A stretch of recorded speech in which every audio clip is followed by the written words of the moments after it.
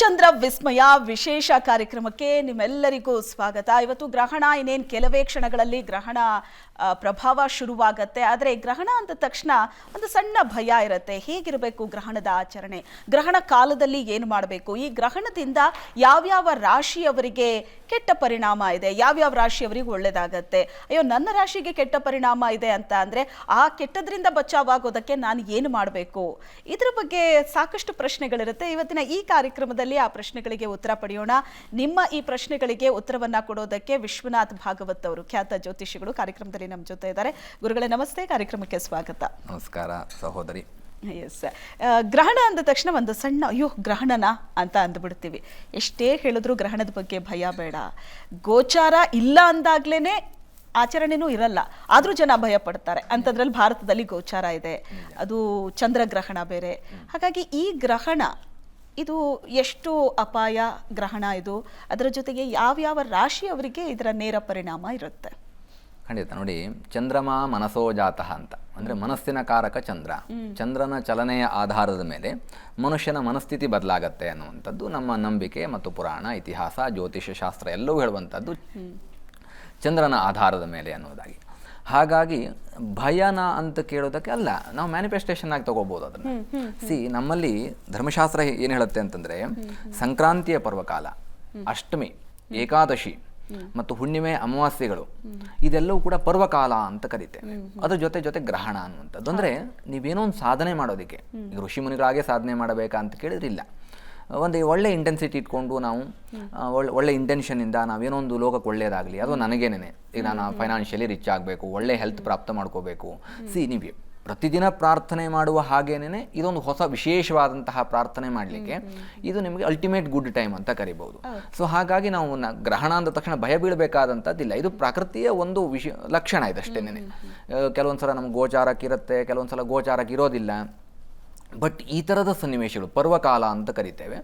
ಈ ಪರ್ವಕಾಲಗಳಲ್ಲಿ ನಮಗೆ ಬಹಳ ವಿಶೇಷವಾಗಿ ಸಾಧನಾ ದಾರಿಯಲ್ಲಿ ನೀವು ಏನೇ ಮ್ಯಾನಿಫೆಸ್ಟೇಷನ್ ಇಟ್ಕೊಂಡು ಒಳ್ಳೆಯದಾಗಲಿ, ನನಗೇನೋ ಸಮಸ್ಯೆ ಇದೆ ಅನ್ನುವಂತಹ ಸಂದರ್ಭದಲ್ಲಿ ಗ್ರಹಣ ಕಾಲದಲ್ಲಿ ನಾವು ಮಾಡುವಂತಹ ಪ್ರಾರ್ಥನೆ ಏನಿದೆಯಲ್ಲ ಅದು ಮೋರ್ ಪವರ್ಫುಲ್ ಅಂತ.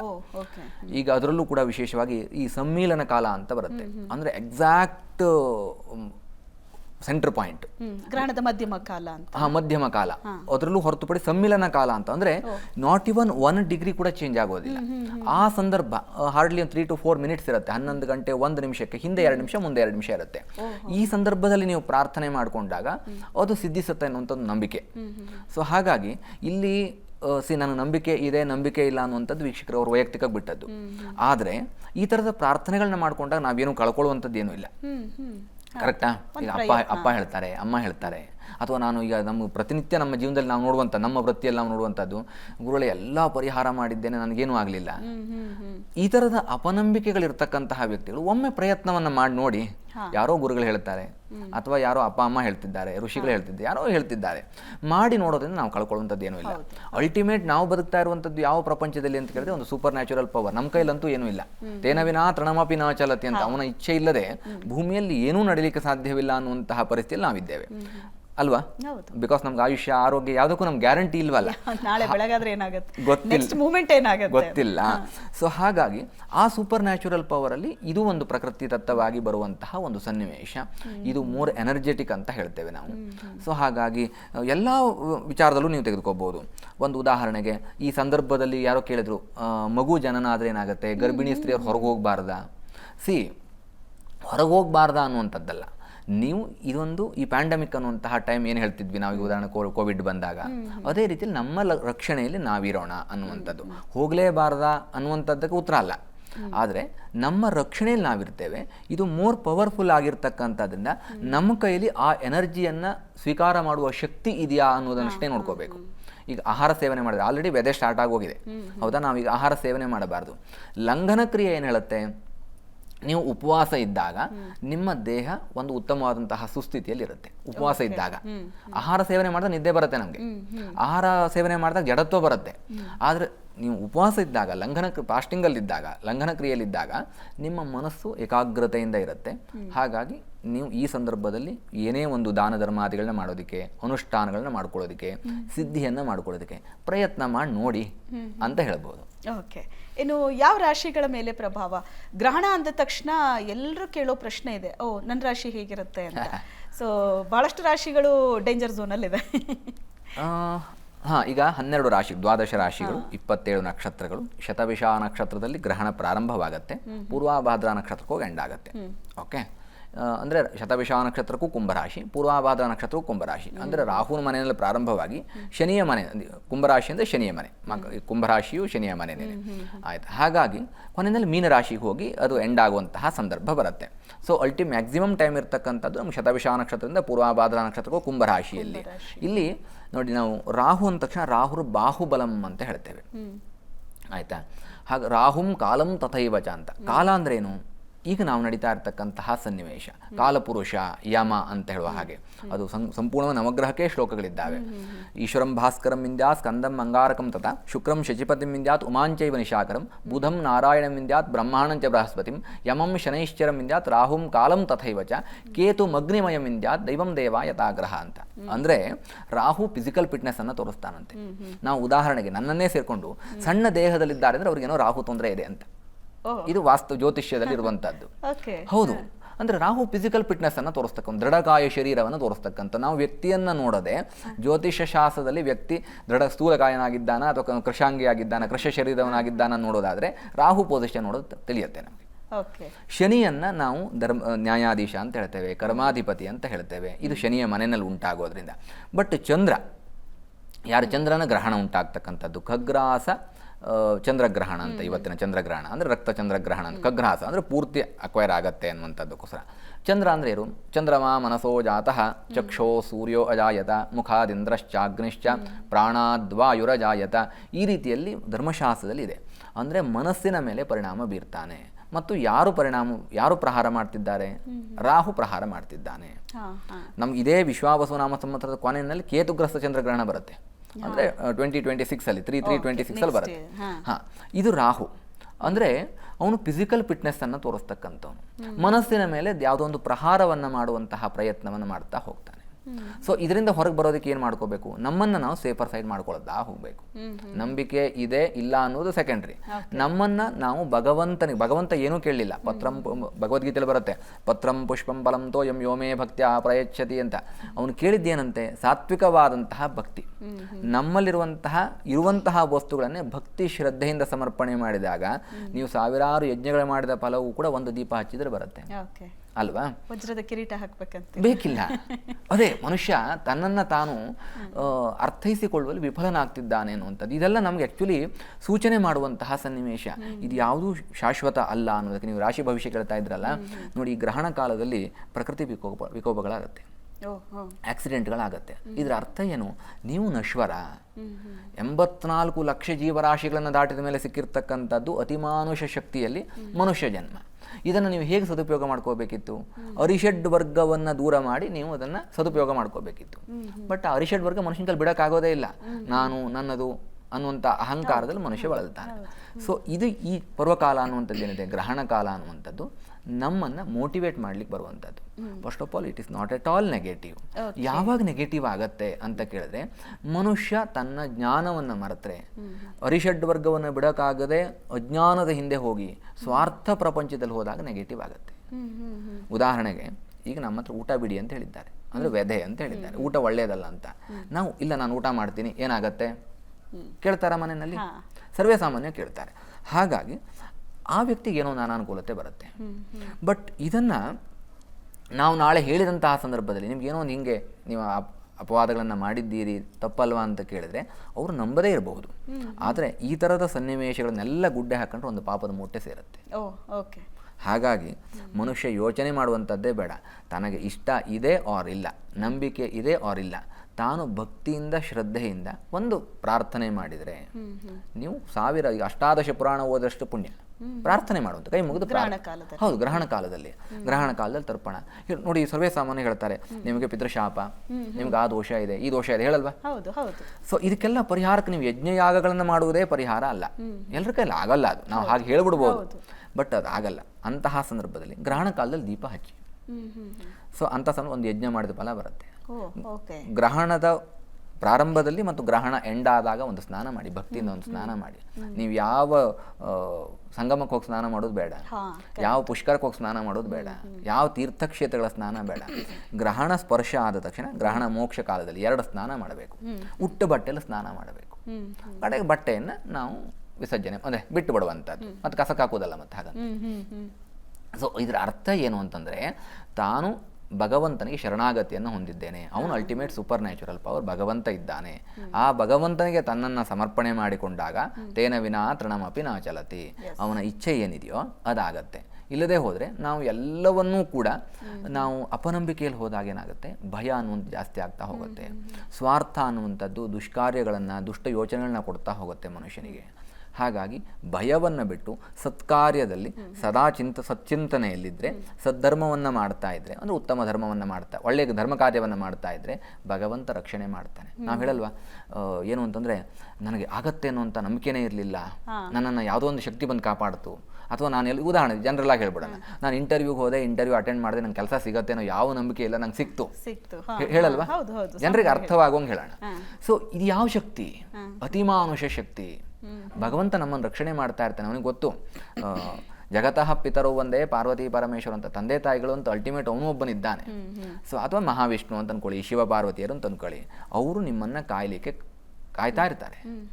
ಮತ್ತು ನಿಮ್ಮಿಂದ ಬರುವಂತಹ ಸೇವೆ ಎಲ್ಲ ತಂದೆ ತಾಯಿಗಳಿಗೆ ಹೇಗಿರುತ್ತೋ ಹಾಗೆ ಜಗತ್ತನ್ನು ಸೃಷ್ಟಿ ಮಾಡಿದ ತಂದೆ ತಾಯಿಗಳಿಗೂ ಇರುತ್ತಂತೆ.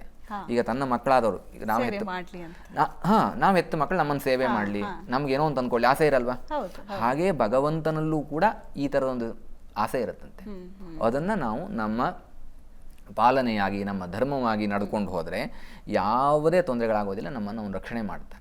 ಕಾಲಕ್ಕೆ ಸೇವೆ ಮಾಡಬೇಕು ಅಂತ ಒಂದು ಪರ್ವಕಾಲ, ಗ್ರಹಣ ಸಹ, ಗ್ರಹಣ ಕೂಡ ಈ ಕಾಲದಲ್ಲೂ ಒಂದು ಸೇವೆ ಬೇಕು ಭಗವಂತನಲ್ಲಿ. ತುಂಬ ನಮಗೆ ಅತಿ ಕಡಿಮೆ ಸಂದರ್ಭದಲ್ಲಿ ಸಿಗುವಂತಹ ಅವಕಾಶ. ಇದನ್ನು ನಾವು ಯಾವುದೋ ಒಂದು ದುಷ್ಟ ಬುದ್ಧಿಗೋಸ್ಕರವಾಗಿಯೋ, ದುಷ್ಟ ಮನಸ್ಥಿತಿಗೋಸ್ಕರವಾಗಿಯೋ, ದುಷ್ಟ ಪ್ರೇರಣೆಗೋಸ್ಕರವಾಗಿ ಹಾಳು ಮಾಡ್ಕೊಳ್ಳೋದು ಬೇಡ, ಸದುಪಯೋಗ ಮಾಡ್ಕೊಳ್ಳೋಣ. ಒಂದು ಜಪ ಮಾಡಿದ್ರೆ 1000 ಪುರಾಣ ಓದಷ್ಟು ಪುಣ್ಯ ಅಂತೆ. ನಿತ್ಯ ನೀವು ಉದಾಹರಣೆಗೆ ನಾನು ಭಗವದ್ಗೀತೆ ಓದ್ತೀನಿ, ವಿಷ್ಣು ಸಹಸ್ರನಾಮ ಓದ್ತೀನಿ, ಮಾಡಿ. ಬಟ್ ಈ ಕಾಲದಲ್ಲಿ ಯಾಕೆ ಅದನ್ನು ಹಾಳು ಮಾಡ್ಕೊಳ್ತೀರಾ? ಇದು ನಿಮಗೆ ಎಕ್ಸ್ಟ್ರಾ ಗುಡ್ ಅಥವಾ ಎಕ್ಸ್ಟ್ರಾ ಎನರ್ಜೆಟಿಕ್ ಟೈಮ್ ಸಿಕ್ಕಿದೆ, ಸದುಪಯೋಗ ಮಾಡ್ಕೊಳ್ಳಿ ಅನ್ನುವಂತಹ ಒಂದು ಉತ್ತರ. ನೀವು ಹೇಳಿದ ಪ್ರಕಾರನೇ ಹೋದ್ರೆ ಗ್ರಹಣ ಅಂತ ಅಂದ್ರೆ ಯಾರು ಸಹ ಭಯ ಪಡಬೇಕಾಗಿ ಬೇಕಿಲ್ಲ, ಖಂಡಿತವಾಗ್ಲೂ ಬೇಕಿಲ್ಲ. ಇನ್ನು ಗ್ರಹಣ ಅಂದಾಗ ನೀವು ರಾಶಿ ಬಗ್ಗೆ ಹೇಳ್ತಾ ಇದ್ರಿ, ಯಾರ್ಯಾರಿಗೆ ಈ ಸಂದರ್ಭದಲ್ಲಿ ಒಂಚೂರು ಹುಷಾರಾಗಿರ್ಬೇಕು, ಗ್ರಹಣದ ನಂತರ ಸ್ವಲ್ಪ ಎಚ್ಚರಿಕೆ ಹೆಜ್ಜೆ ಇಡಬೇಕು, ಅಥವಾ ಒಂದ್ ಸ್ವಲ್ಪ ದೋಷ ಇದೆ ಅಂತ ಅಂದ್ರೆ ಅದಕ್ಕೇನಾದ್ರೂ ಒಂದು ಪರಿಹಾರ ಹೇಳಿ ಅನ್ನೋದು ಪ್ರಶ್ನೆ ಆಗಿರುತ್ತೆ. ಖಂಡಿತ. ನೋಡಿ, ಮೇಷ, ವೃಷಭ, ಕನ್ಯಾ, ಧನಸ್ಸು ಈ 4 ರಾಶಿಯವರನ್ನು ಹೊರತುಪಡಿಸಿ ಇವರಿಗೆ ಶುಭ. ಆಯ್ತಾ?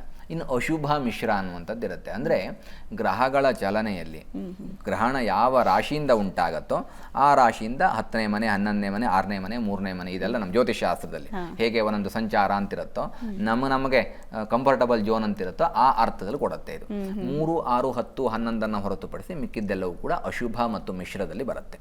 ಅಂದರೆ ಮೇಷರಾಶಿ, ವೃಷಭ ರಾಶಿ, ಕನ್ಯಾ ರಾಶಿ, ಧನುರಾಶಿ ಇವು ಶುಭ ಫಲದಲ್ಲಿರ್ತಕ್ಕಂಥವು, ಭಯ ಬೀಳುವಂಥದ್ದಿಲ್ಲ. ಮೇಷರಾಶಿ ಅಂದ ತಕ್ಷಣವೇ ನೋಡಿ, ಮೇಷರಾಶಿಯವ್ರಿಗೆ ಇರುವಂತಹ ಸಾಫ್ಟ್ ಮೈಂಡ್ ನೇಚರ್ ಏನಿದೆ, ಅಥವಾ ಎಲ್ಲವನ್ನು ಯಾರು ಏನು ಹೇಳಿದ್ರು ಅದನ್ನ ಸ್ವೀಕಾರ ಮಾಡುವಂತಹ ಮನಸ್ಥಿತಿ ಏನಿದೆ, ಅದು ಅವ್ರಿಗೆ ಗ್ರೋತ್ ಕೊಡುತ್ತೆ. ಅದಕ್ಕೋಸ್ಕರವಾಗಿ ಯಾರು ಏನನ್ನು ಹೇಳಿಲ್ವೋ, ಈಗ ಬೆಳಗ್ಗೆಯಿಂದ ಅಥವಾ ನಿನ್ನೆಯಿಂದ ಏನು ಡಿಸ್ಕಸ್ ಆಯಿತು ಅದ್ರಲ್ಲಿ ಯಾರು ಏನು ಹೇಳಿಲ್ವೋ ಅದನ್ನು ಹೇಳೋಣ. ಮೇಷರಾಶಿ 7:30 ನಡೀತಾ ಇದೆ. ಮೇಷರಾಶಿ ಇವು 7:30 ನಡೀತಾ ಇದೆ, ಇವಾಗ ತಾನೇ ಪ್ರಾರಂಭ ಆಗಿದೆ. ಮನುಷ್ಯನಿಗೆ ಭಯ ಏನು, 7:30 ಸಂದರ್ಭದಲ್ಲಿ ನಂಗೆ ತೊಂದರೆ ಆಗತ್ತೆ ಅಲ್ವಾ, ಫಿಕ್ಸ್ ಆಗ್ಬಿಡ್ತಾರೆ ಅಲ್ವಾ. ಆದರೆ ಈಗ ಮೇಷರಾಶಿ ಗುಡ್ ಟೈಮ್, ಗ್ರಹಣ ಸಂದರ್ಭದಲ್ಲಿ ಶುಭ ಕಾಲ ಅಥವಾ ಶುಭ ಸಮಯ, ಶುಭ ಫಲ ಅಂತ ಹೇಳ್ಬೋದು. ಹಾಗಾದ್ರೆ ನೋಡಿ, ಗ್ರಹಣಕ್ಕೂ 7:30 ಈ ಥರದಕ್ಕೆಲ್ಲ ಸಂಬಂಧ ಇಲ್ಲ. ಅದೇ ಜ್ಯೋತಿಷಾಸ್ತ್ರವೇ ಬೇರೆ, ಇದು ಗ್ರಹಣ ಅನ್ನುವಂಥ ಶಾರ್ಟ್ ಪೀರಿಯಡ್ ಅಲ್ಲಿ ಬರ್ತಕ್ಕಂಥದ್ದು. ನೀವು 7:30 ಸಂದರ್ಭದಲ್ಲೂ ದೇಶದ ಪ್ರಧಾನಿ ಆದವರು ನಾವು ನೋಡಿದ್ದೇವೆ. ಆಯ್ತಾ?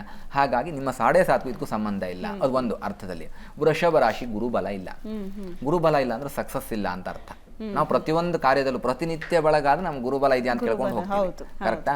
12ನೇ ಮನೆಯಲ್ಲಿ ಗುರು ಇದ್ರೆ ನಮ್ಗೆ ಗುರುಬಲ ಇಲ್ಲ ಅಂತ, ಆದ್ರೂ ವೃಷಭ ರಾಶಿಗೆ ಒಳ್ಳೇದಾಗತ್ತೆ. ಆಯ್ತಾ? ಇನ್ನು ಜನರಲಿ ನೀವು ಜನರಲ್ ಪ್ರೆಡಿಕ್ಷನ್ ಅಂತ ತಗೊಂಡು ನಿತ್ಯ ಭವಿಷ್ಯ, ವಾರ ಭವಿಷ್ಯ, ಮಾಸ ಭವಿಷ್ಯ ಅಂತ ತೆಗೆದುಕೊಂಡ್ರೆ ಧನುಸ್ ರಾಶಿ ವೆರಿ ಬ್ಯಾಡ್ ಟೈಮ್ ಇವಾಗ. ಆದರೆ ಈ ಸಂದರ್ಭದಲ್ಲಿ ಒಳ್ಳೇದಾಗ್ತಾ ಇದೆ ಗ್ರಹಣ ಕಾಲದಲ್ಲಿ. ಇವನ್ ಕನ್ಯಾ ರಾಶಿಗೆ ವೃಷಭ ರಾಶಿ ಯಾವಾಗ್ಲೂ ಆರೋಗೆಂಟ್ ಆಗಿರ್ತಾರೆ ಅಂತ ಹೇಳ್ತಾರೆ ಆಡು ಭಾಷೆಯಲ್ಲಿರುವಂತದ್ದು, ಬಟ್ ಆ ತರದ ಯಾವ ಲಕ್ಷಣವೂ ಇಲ್ಲ. ವೃಷಭ ರಾಶಿಯವರು ತುಂಬಾ ಸಾಫ್ಟ್ ಆಗಿ ಯೋಚನೆಯನ್ನು ಮಾಡ್ತಾರೆ. ಇದೆಲ್ಲ ಗ್ರಹಣದ ಪರ್ಟಿಕ್ಯುಲರ್ ಸಂದರ್ಭದಲ್ಲಿ. ಕನ್ಯಾ ರಾಶಿಗೆ ಅಧಿಕಾರ ಸಿಗುವಂತಹ ಯೋಗ, ಧನುರ್ರಾಶಿಗೆ ಮಾತಿನಲ್ಲಿ ಹಿಡಿತ ಅನ್ನುವಂಥದ್ದಿರುತ್ತೆ, ಭೂಮಿ ಖರೀದಿ ಯೋಗ ಇರುತ್ತೆ. ಇದು ಅಷ್ಟು ಕೂಡ ವೇದಿಕ್ ಆಸ್ಟ್ರಾಲಜಿನಲ್ಲಿ ಮ್ಯಾಥಮೆಟಿಕಲಿ ಕ್ಯಾಲ್ಕುಲೇಟೆಡ್ ರಿಸಲ್ಟ್ ಇದು ಬರುತ್ತೆ ಅಥವಾ ಬರಬಹುದು, ನಂಬಿಕೆ ಇಡಬೇಕು. ನಾನು ಹೇಳಿದ ತಕ್ಷಣ ಗುರುಗಳೇ ನಂಗೆ ಬಂದೇ ಇಲ್ಲ ವೆರಿ ನೆಕ್ಸ್ಟ್ ಮೂಮೆಂಟ್ ಅಲ್ಲಿ ಅಲ್ವಾ, ಹಂಗಾಗಿ ಭರವಸೆ ಅಲ್ಲ, ನಂಬಿಕೆ. ನಾವು ಒಳ್ಳೇದಿದೆ ಭಯ ಬೇಡ ಅಂತ ಅನ್ನೋದೇ ಈ ಏನದು ಶುಭ ಫಲ ಕೊಡುವಂತ ರಾಶಿಗಳ ಲಿಸ್ಟ್ ಇದೆಯಲ್ಲ, ಆ ರಾಶಿಯಲ್ಲಿ ನನ್ನ ರಾಶಿ ಇತ್ತು ಅಂತ ಅಂದ್ರೇನೆ ಒಂದು ಸಮಾಧಾನ. ಅದರಿಂದ ಏನು ಒಳ್ಳೇದಾಗತ್ತೆ ಏನು ಅಂತ ಗೊತ್ತಿಲ್ಲ, ಸೇಫರ್ ಝೋನ್ ಅಲ್ಲಿ ಇದೀವಿ ನಾವು. ಕರೆಕ್ಟ್. ಸೊ ಹಾಗಾಗಿ ಇವೆಲ್ಲವೂ ನಂಬಿಕೆ ಅನ್ನುವಂಥದ್ದು. ಊಟ ಮಾಡಿದರೆ ಶಕ್ತಿ ಬರುತ್ತೆ ಅನ್ನೋ ನಂಬಿಕೆ, ಬರದೇನೂ ಇರಬಹುದು ಅಲ್ವಾ? ಹಾಗಾಗಿ ಪ್ರಾಪರ್ ಡೈಜೆಸ್ಟ್ ಆಗದೇ ಇರಬಹುದು. ಸೊ ಇವೆಲ್ಲವೂ ಕೂಡ ಶುಭ ಫಲದಲ್ಲಿ ಇರ್ತಕ್ಕಂಥದ್ದು ಅಂತ. ಹಾಗಾದ್ರೆ ಈ ಅಶುಭ ಮತ್ತು ಮಿಶ್ರ ಅನ್ನುವಂಥದ್ದು ಯೋಚನೆ ಮಾಡ್ತಾ ಹೋದ್ರೆ ಫಸ್ಟ್ ಅಶುಭ, ಕುಂಭರಾಶಿಯಲ್ಲಿ ಗ್ರಹಣ ಉಂಟಾಗ್ತಾ ಇರ್ತಕ್ಕಂಥದ್ದು. ಸೊ ಹಾಗಾಗಿ ಆಬ್ವಿಯಸ್ಲಿ ಪ್ರಿಕಾಷನರಿ ರಿಕ್ವೈರ್ಡ್ ಅಲ್ವಾ? ಇನ್ನು ಮೀನರಾಶಿ 12ನೇ ಮನೆ, ಕರ್ಕಾಟಕ ರಾಶಿ ಅಷ್ಟಮ ಸ್ಥಾನ ಅನ್ನುವಂಥದ್ದು. ಇವೆಲ್ಲವೂ ಕೂಡ ಅಶುಭ ಫಲದಲ್ಲಿ ಇರ್ತಕ್ಕಂಥದ್ದು. ಪ್ರತ್ಯೇಕವಾಗಿ ರಾಶಿ ಭವಿಷ್ಯನೇ ನಾವು ಡ್ರ್ಯಾಗ್ ಮಾಡೋಣ, ಆದರೆ ಇವೆಲ್ಲವೂ ಅಶುಭ ಫಲದಲ್ಲಿ ಇರ್ತಕ್ಕಂಥದ್ದು. ಪರಿಹಾರಗಳು ಇದು ಒಂದು ಶಾರ್ಟ್ ಪೀರಿಯಡ್ ಅಲ್ಲಿ, ಒಂದು 24 ಗಂಟೆಯ ಸಂದರ್ಭದಲ್ಲಿ ನಮ್ಗೆ ಏನೇನು ಸಿಗಬಹುದು, ಏನೇನು ಪ್ರಿಕಾಷನರಿ ಅವಶ್ಯಕತೆ ಇದೆ ಅದನ್ನೆಲ್ಲವನ್ನೂ ಕೂಡ ನಾವು ಪರಿಹಾರ ಮಾಡ್ಕೊಳ್ಳೋದು ನಮ್ಗೆ ಅವಕಾಶ ಇದೆ.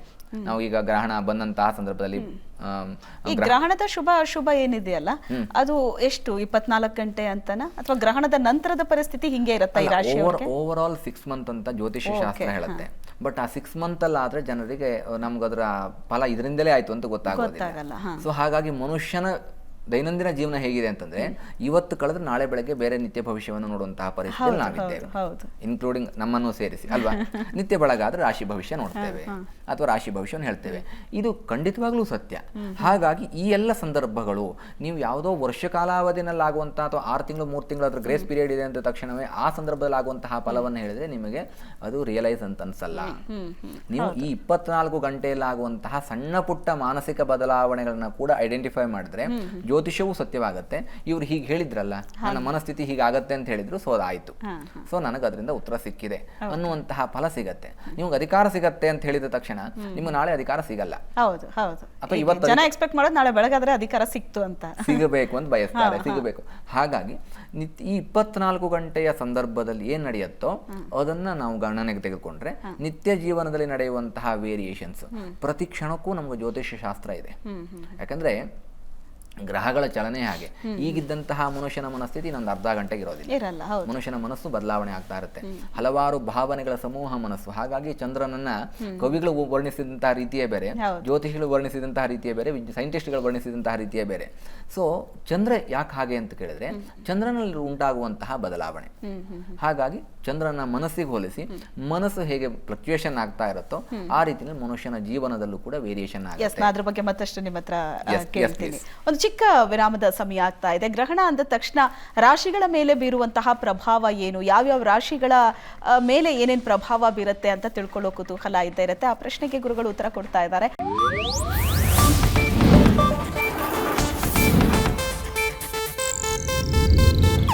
ಇದು ಏಷ್ಯಾನೆಟ್ ನ್ಯೂಸ್ ನೆಟ್ವರ್ಕ್ ಪ್ರಸ್ತುತಿ.